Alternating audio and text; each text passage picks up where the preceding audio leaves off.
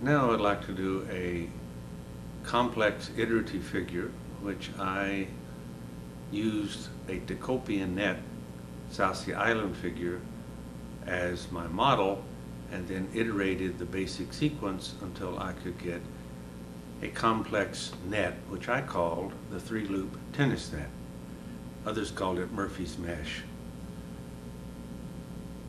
First you have this usual opening. I do a LD and A, it could be opening A. The weave goes as follows: over the near little index string, under and pick up the near little finger string. With your index, reach down into the well and pick up the straight across thumb string, dropping the thumbs. The second weave is to go over again the near, this time the lower index, and pick up the near little finger string and drop. Use your fingers to pull down the top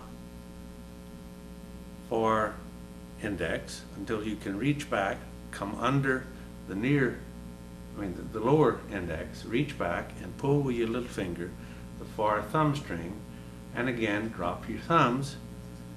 Then you reach over again the near lower index and pick up both far index, keeping them in the same position so that you can Navajo them and finish that weave, and you rotate the thumb 1/2 towards you back to the top. And this is an iterative function, so you're going to do exactly the same thing again and again. And I will proceed to do the second and the third and the fourth iteration of the complex series of maneuvers until I get back to my original position, which has the normal the thumb string, index, and the little finger. Then I can do the Inuit net from the very beginning completely, as I would if I were just doing the Inuit net on a fresh string, as a finishing maneuver, so that I can have the figure finished. And now I am ready to use Murphy's power lift in order to find that I indeed do have something which looks very much like a tennis net.